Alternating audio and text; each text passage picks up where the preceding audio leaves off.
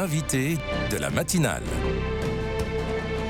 KTO Radio. Et aujourd'hui, jeudi saint, on célèbre l'institution de l'Eucharistie et l'institution du sacerdoce, l'occasion de mettre en lumière le ministère du prêtre avec notre invité, le père Thomas Poussier. Bonjour mon père. Bonjour madame. Vous êtes le secrétaire du Conseil national des grands séminaires en France et vous êtes recteur du séminaire Saint-Luc à Aix-en-Provence.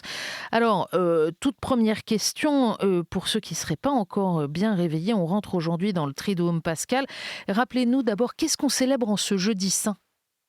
En ce jeudi saint, on célèbre la scène, la dernière scène du Seigneur, ce repas que Jésus a voulu prendre avec ses disciples. Il a dit j'ai désiré d'un grand désir manger cette Pâque avec vous avant de souffrir. Donc on se situe avant le sacrifice du Christ sur la croix et on célèbre ce moment où le Christ va donner son corps et donner son sang à ses disciples durant le repas, et ce moment où le Christ va aussi laver les pieds de ses disciples en signe d'abaissement et de service. Et alors, quel est le lien entre cette mémoire du dernier repas, du lavement des pieds et l'institution du sacerdoce, du prêtre ? Eh bien, en fait, très rapidement dans l'histoire de l'Église, on a vu le lien entre le fait que des hommes sont consacrés pour se mettre au service de tous les autres baptisés, de tous les autres membres du corps du Christ, justement par un service dédié à cette vie-là, au service du baptême des autres membres du corps du Christ. Et ça passe par le service, et ça passe aussi par la célébration, la présidence de l'Eucharistie, de l'Assemblée eucharistique, qui est réservée aux prêtres. Et donc, en instituant l'Eucharistie et en instituant cette dynamique de service des autres, le Seigneur a voulu aussi consacrer certains membres de l'Église à cela. Et donc, c'est comme ça qu'est né le sacerdoce, en fait. Avec une sorte de mise à part. Ça fait partie des sujets qui sont régulièrement réfléchis, voire questionnés aujourd'hui. Être mis à part pour ce service particulier ? Oui, absolument. Il y a une dimension de mise à part qui est demandée aux prêtres. Et il y a une expression du Concile Vatican II qui est très belle, qui dit « Ils sont mis à part au sein du peuple de Dieu ». C'est une forme de paradoxe et de tension à vivre pour le prêtre et aussi pour les baptisés. Savoir que les prêtres sont mis à part, mais que ça ne les met pas hors de la communion avec les autres baptisés, mais ça les met vraiment au cœur de la vie des autres baptisés pour mieux les servir. Et donc, il y a cette tension entre la mise à part et le fait d'être pleinement au cœur de la vie de l'Église. Et donc depuis presque l'origine, nous disiez-vous, on fait le lien entre l'Eucharistie et le sacerdoce du prêtre. Et puis depuis 1969, depuis Paul VI, eh bien, c'est la fête des prêtres aussi qui a voulu être instituée pour ce jeudi saint. Qu'est-ce que ça ajoute de dire que c'est la fête des prêtres ? Ça rappelle la dimension joyeuse d'abord de ce repas que le Christ a voulu prendre, parce que il est teinté de ce qui va se passer ensuite, il reste avant tout un moment de joie et de célébration que le Christ a voulu de manière très simple, très familière, autour d'un repas, au moment pour se préparer à la fête de Pâques. Et c'est beau pour les prêtres de faire mémoire chaque année bien du fait que le sacerdoce qu'il leur a donné est une grâce, est un cadeau. C'est pas forcément facile tous les jours d'être prêtre et de vivre son ministère, et c'est revigorant d'avoir un jour où on se rappelle que ça a été que c'est avant tout une grâce et une joie d'être prêtre. On espère que la grande majorité va bien, mais on peut aussi souligner que le pape Léon XIV a publié avant-hier, son intention de prière pour le mois d'avril, et il demande de prier particulièrement pour les prêtres en crise, de prier, de les soutenir dans la prière, mais aussi de les soutenir, que le peuple chrétien soutienne ses prêtres par des marques d'amitié, d'affection et une vraie proximité. Il y a un enjeu, est-ce qu'on est assez éduquer à cela dans nos communautés catholiques, prendre soin les uns des autres et en particulier de ces prêtres ? Je veux dire, on a parfois du mal à prendre soin les uns des autres, qu'ils soient prêtres ou pas prêtres, hein, ça reste parfois très, très difficile. Je ne ferai pas des généralités si on est éduqué à ça ou pas, mais par contre, ce que je vois, c'est que, effectivement, les prêtres, ben, sont des hommes, comme les autres et ils peuvent connaître des crises, de vie, des moments plus difficiles liés directement au ministère ou pas et c'est vrai que je constate dans mon presbytérium, mais comme dans tous les presbytériums, c'est-à-dire les prêtres par diocèse, pour le dire rapidement, beh, effectivement, il y a des moments où certains confrères connaissent vraiment des difficultés de vie. Ça peut être lié à la maladie, ça peut être lié à l'isolement, ça peut être lié vraiment à tout un tas de facteurs. Et c'est d'autant plus précieux de pouvoir être soutenu par une communauté qui, par des gestes très concrets, d'invitation à manger ou de prendre des nouvelles ou de soutenir, voilà, qui aide, le prêtre et avant tout aussi, par la prière et ça c'est vrai que, comme prêtre, on bénéficie beaucoup de la prière des gens. On est porté par cette prière du peuple que l'on sert, mais parfois c'est toujours bon que ce soit signifié. C'est pas seulement, important de le savoir, mais c'est parfois bon de le voir se manifester.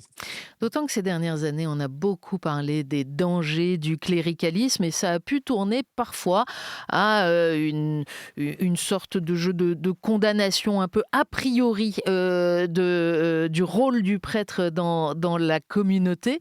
Quelle est la juste articulation entre le sacerdoce commun des fidèles, comme on dit, et puis le sacerdoce ministériel, la vocation spécifique du prêtre?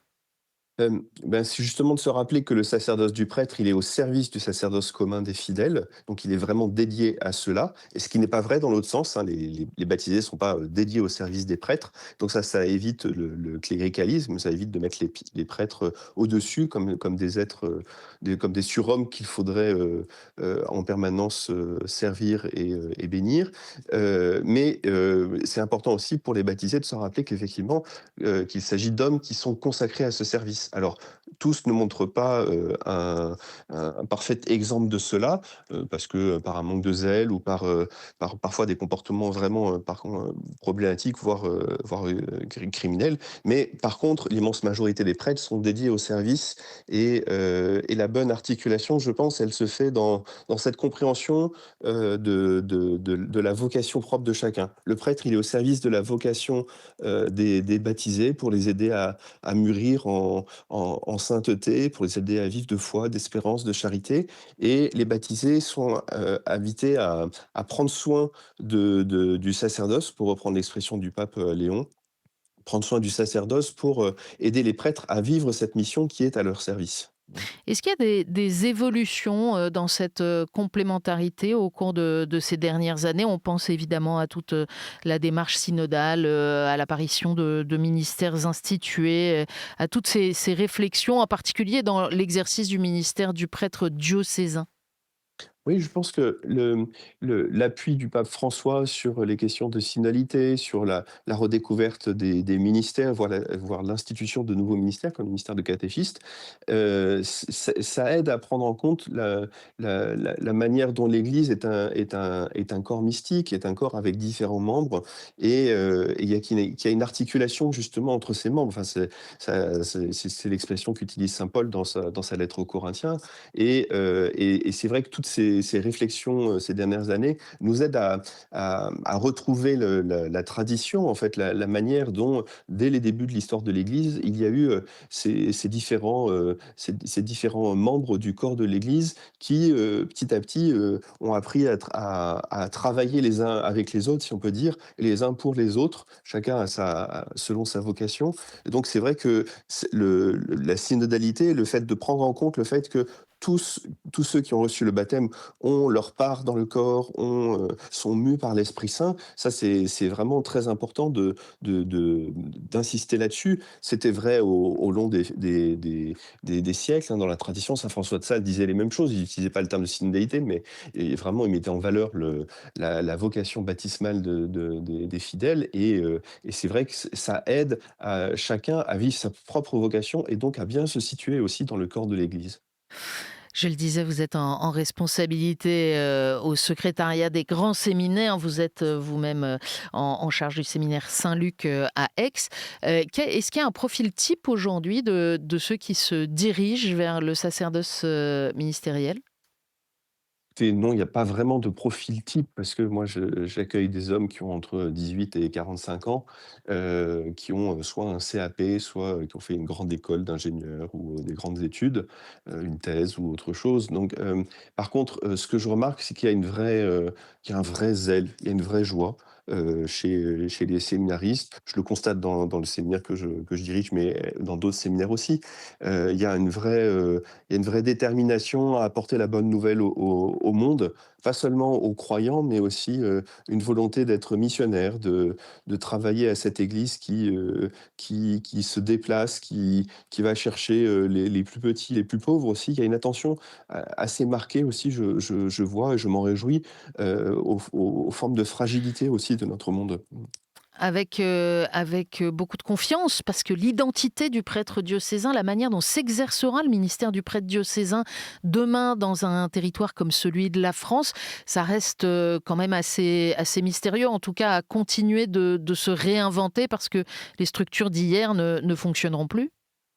Effectivement, même si on n'est pas à l'abri d'un retournement de situation, numérique, si on peut dire, voilà, un peu comme on peut voir pour les catéchumènes d'ailleurs, enfin, donc c'était pas quand je suis devenu recteur du séminaire il y a 6 ans, on n'était pas dans cette situation-là, dans cette configuration-là, donc mais de fait, en fait, l'incertitude sur l'avenir, ça nous oblige et c'est très heureux, ça nous oblige à vivre pour aujourd'hui. Ça nous oblige à vivre vraiment, enfin les prêtres à vivre le ministère aujourd'hui et puis les séminaristes à vivre leur formation aujourd'hui, sans forcément tout maîtriser et je pense que c'est bien, ça nous préserve d'éviter de tirer des plans sur la comète, des projets pastoraux qui feraient, un peu fi de l'Esprit Saint. Et ça oblige aussi, je pense, à visiter en profondeur ce qu'est le sacerdoce. Et ce qu'est le sacerdoce, c'est-à-dire, d'être dédié au sacerdoce commun des fidèles, pour, reprendre ce dont on parlait juste avant, eh bien ça ne change pas. Alors, les modalités d'exercice vont changer, mais par contre le fond de l'être du prêtre, qui est d'être, donné dans l'eucharistie, dans le service, eh bien, ça ne change pas et les séminaristes puisent à cette tradition pour pouvoir se disposer à l'avenir tel que le Seigneur leur donnera de vivre.